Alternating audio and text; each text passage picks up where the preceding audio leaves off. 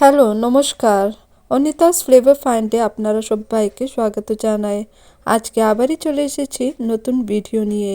আশা করি আজকের ভিডিওটা আপনারা সবাই ভালোই লাগবে। চলুন আসুন দেরি না করে আজকের ভিডিও শুরু করি। আগে আমার কাছে সেলাই মেশিনে এরকম একটা ছোট বক্স ছিল, যেটার মধ্যে আমি সব কিছু অর্গানাইজ করে রাখতে পারতাম না। সব কিছু অর্গানাইজভাবে রাখার জন্য এখানে আমি একটা প্লাস্টিকের বক্স নিয়েছি আর একটা রিং নিয়েছি, যেটা আমি সেলো টেপের সাথে পেয়েছি, আর বক্সটা আমি সোনপাপড়ির সাথে পেয়েছি। আর রিলগুলিকে অর্গানাইজভাবে রাখার জন্য এই রিংটাকে আমরা কাজে আনবো। এখানে আমি নিয়েছি একটা ডাবল সাইডেড সেলো টেপ, যেটা হেল্পে আমি এটাকে স্টিক করে দেব। যেমনি কি আপনারা দেখতেই পাচ্ছেন, আমি ডাবল সাইডেড সেলো টেপকে আমি কেটে ফেলেছি, আর যেখানে আমি লাগাবো ওই জায়গাটা আমি সেলো টেপ কেটে লাগিয়ে দিয়েছি। আর এক সাইডে লাগানোর পরেই আপনারা বুঝতে পারবেন কি কোন জায়গা আরেকটা সাইডে লাগাতে হবে, তখন অ্যাডজাস্ট করতে ইজি হয়। এই দেখুন, সুন্দরভাবে অ্যাডজাস্ট করে আমি লাগিয়ে দিয়েছি, আর কত সুন্দর রিলগুলিকেও অর্গানাইজ করে রাখতে পারছি। এইভাবে অর্গানাইজ করে রাখলে আপনারা জিনিস কোনোদিনই মেসি হবে না। যদি আপনারা আমার চ্যানেলে প্রথমবার ভিজিট করেছেন, তাহলে আমার চ্যানেলকে অবশ্যই সাবস্ক্রাইব করে দেবেন। সাবস্ক্রাইব করে পাশে রাখা বেল আইকনকে প্রেস করতে ভুলবেন না, আর অল অপশনকেও প্রেস করে দেবেন, যাতে আমার অল নোটিফিকেশন আপনার কাছে আসতে পারে। চলুন আসুন চলে যাই পরবর্তী টিপসে।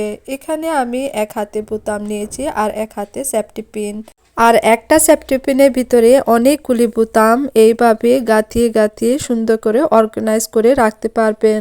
যদি আমার ভিডিওগুলি একটুকু হেল্পফুল লাগে বা ভালো লেগে থাকে, তাহলে আমার ভিডিওগুলিকে নিজের ফ্যামিলি আর ফ্রেন্ডসের মধ্যে শেয়ার করে দেবেন, যাতে ওদেরও কাজে আসতে পারে। আর একটা লাইক করতে ভুলবেন না, কেন কি আপনারা একটা লাইক আর সাবস্ক্রাইবে আমি অনেক মোটিভেশন পাই। চলুন আসুন চলে যাই পরবর্তী টিপসে। আমরা নর্মালি সুচগুলিকে সবসময় রিলের ভিতরে গাঁথিয়ে গাঁথিয়ে রাখি, তো আমি এবার সুচগুলিকে রিলের ভিতরে গাঁথিয়ে রাখাও দেখাবো, আর প্লাস এটাকে অন্যরকম কি করে রাখা যায় এটাও দেখাবো। এখানে আমি বক্সের ঢাকনা উল্টিয়ে রেখে দিয়েছি, আর আমার হাতে আছে একটা ম্যাগনেট। এটাকে আমি ডাবল সাইডেড সেলো টেপের হেল্পে এটাকে ভালো করে স্টিক করে রেখে দেব। এখন আপনারা ভাবছেন এটা দিয়ে কি হবে। এখন আমি যেটা ম্যাগনেট স্টিক করেছি, এটার উপরে আমি সব সুচগুলি রেখে দেব। দেখুন, এইভাবে রাখলে একটাও সুচ নিচে পড়বেন না, আর সুন্দরভাবে অর্গানাইজ করে রাখতে পারবেন। আপনারা আমাকে কমেন্টের মাধ্যমে অবশ্যই জানাবেন কোন হ্যাক আপনারা বেশি পছন্দ হয়েছে। চলুন আসুন চলে যাই পরবর্তী টিপসে।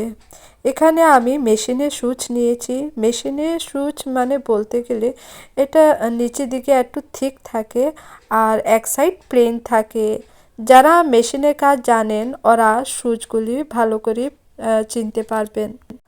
এখানে আমি একটা প্যান নিয়েছি, আর প্যানের ভিতরেও আমি সুচগুলিকে ভিতরে ঢুকিয়ে দেখাচ্ছি কি করে একটা প্যানের ভিতরে আমরা মেশিনের সুচগুলিকে অর্গানাইজ করে রাখতে পারবো।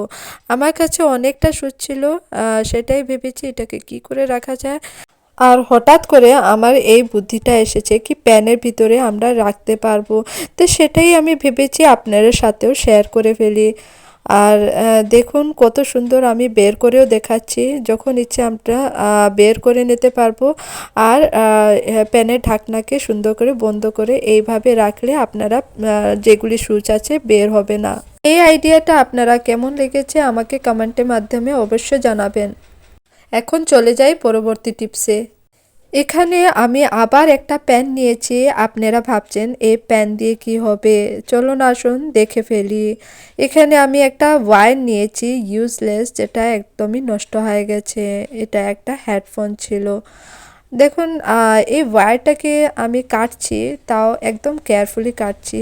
ভিতরের যে কপারের ওয়্যার থাকে এটা যাতে কাটে না। আপনারা একটা প্লাসের হেল্পেও কাটতে পারেন। আমি এখানে কেচি দিয়ে কেটে ফেলেছি। আমি দেখেছি অনেকজনেরই মানে আইসাইট অনেক উইক থাকে, আর ওদের জন্য সুচের ভিতরে সুতো ঢুকানোটা অনেকই টাফ জব হয়ে যায়। আর যদি আপনারা এই টুলটা রেডি করে ফেলেন তাহলে এই কাজটা কঠিন কাজও সহজ হয়ে যাবে। চলুন আসুন দেখে ফেলি কি করে এটা বানানো যায়। এখন আমি প্যানের মুখের ভিতরে ওই যে কপারের ওয়্যার আছে এটা ভালো করে ঢুকিয়ে দিয়েছি। আর নিচের দিকে যেটা বের হয়ে রয়েছে এটা দুই সাইডে আমি চাপা দিয়ে দিয়েছি। বের করে দেখুন সাবধানে দুদিকেই আমি এটাকে বের করে সুন্দর করে বাইরের দিকে বের করেছি আর চাপা দিয়ে রেখে দিয়েছি। প্যানের মুখটাকে আমি সুন্দর করে বন্ধ করে দেব। তো এটা কেয়ারফুলি দেখতে হবে কি করে আমি বানাচ্ছি। আর এটা পার্মানেন্ট টুল রেডি হয়ে যাবে, যেটা আপনারা লাইফ টাইমের জন্যই কাজে দেবে। এই দেখুন মুখটা বন্ধ করার পরে এটা চাপা দিয়ে থাকবে। দুইটা ওয়্যার যেটা আছে এটাও বের হয়ে রয়েছে, এটা আমি দেখাচ্ছি আপনাকে। আর এটা চাপা দিয়ে রেখে নিতে পারবেন, এটা দিয়ে কোনো অসুবিধা হবে না। আর দেখুন কত সুন্দর একটা টুল রেডি হয়ে গেছে। এখন আপনারা কেয়ারফুলি দেখবেন কি করে আমি প্যানের হেল্পে সূচের ভিতরে সুতো ঢুকানো দেখাচ্ছি।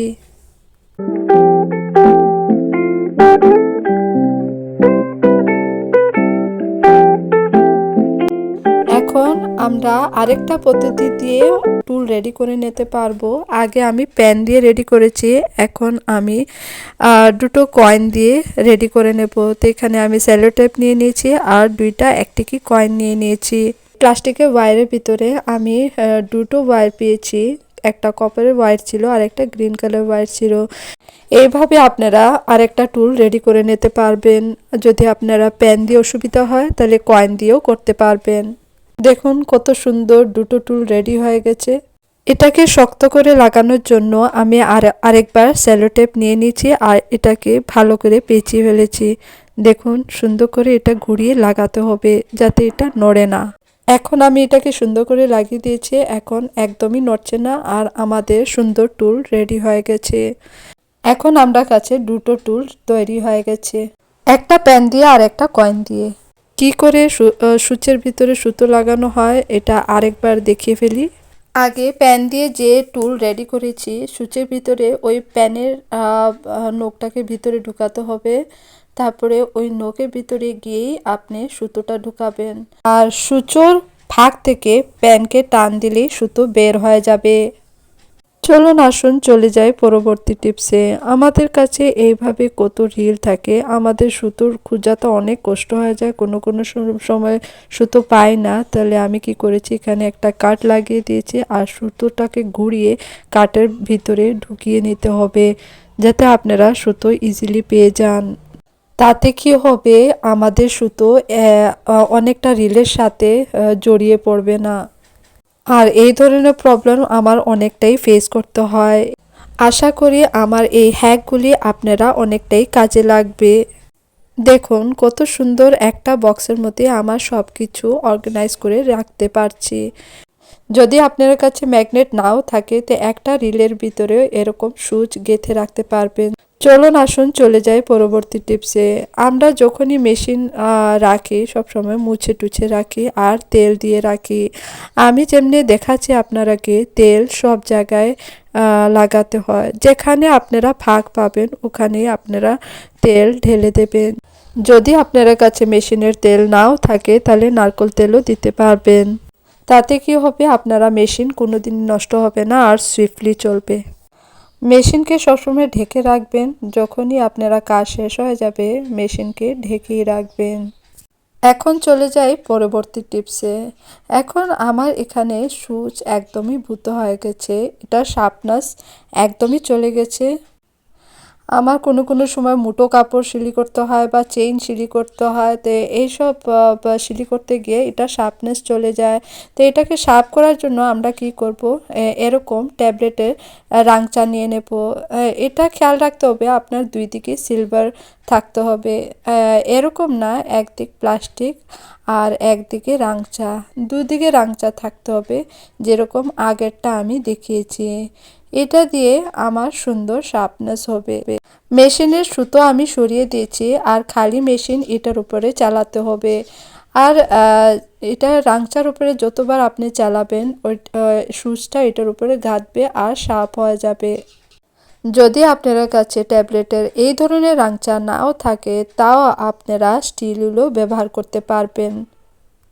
তা আমার কাছে নতুন স্টিল উল ছিল না, এই জন্য আপনাকে দেখাতে পারিনি। স্টিল উলের উপরেও আপনারা যদি মেশিন চালিয়ে ফেলেন তাহলে আপনারা সুচ ইজিলি ধার হয়ে যাবে। চলুন আসুন চলে যাই পরবর্তী টিপসে।